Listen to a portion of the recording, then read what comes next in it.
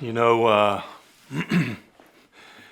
one of the arguments that constantly is pushed against hunters, especially the quote-unquote trophy hunters, the ones that are going after the big, mature males in the population, is that you're taking the genes out. You're taking the good genes that make big males, aggressive males, dominant males. You're removing them from the population. And as such, you're going to cause a genetic shift, essentially evolution, the adaptation of a certain characteristic in the environment over time. That's what hunters do. That's what trophy hunters do. No, negative. The study that they constantly refer to is the study of bighorn sheep in Alberta, and I'm not going to get into it on this video. We'll do another video about it. There's a series of papers by a guy called Jim HEFFELFINGER. Jim is essentially the director of wildlife in Arizona for the Game and Fish in Arizona, and Jim debunks the entire thing. But the argument, the rhetoric still stands, that you're taking out these dominant genes, you're taking out these big males out of the population, and that's affecting what that population is going to look like in the future. So, 2 points that I think it's very important for all hunters to understand, and all non-hunters to understand. Point number 1, that lion, that elephant, that big mature male is being harvested at a very late stage of its life.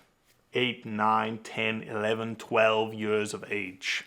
You don't think that it's bred those genetics into the populations between years 2 and 9 or years 4 and 10? Absolutely. For instance, you think that the dominant herd elk bull, the big 6x6, breeds every single cow?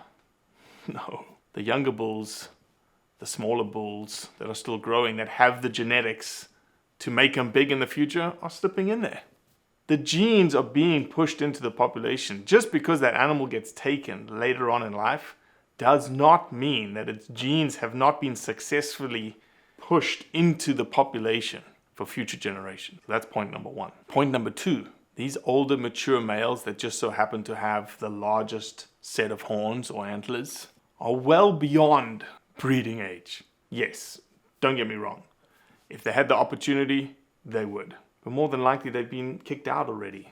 There's a dominant male already taking care of the herd now. And these guys just live in solitary. They've been there, done that. If they get the opportunity, sure, they'll breed.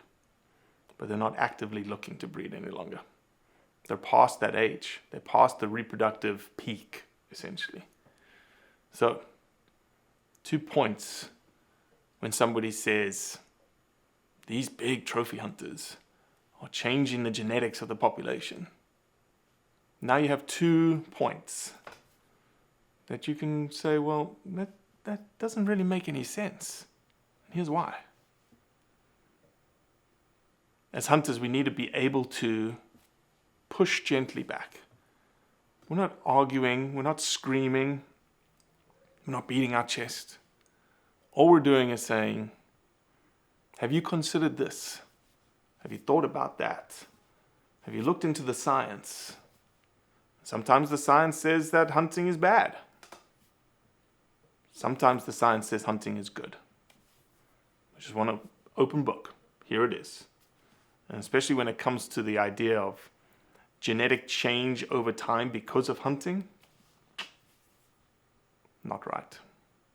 Now you know. Share this message. Share this message with your non-hunter friends as well as your hunter friends so that they can bury that seed of, that kernel of knowledge into their psyche. So when it comes up, they know what to say.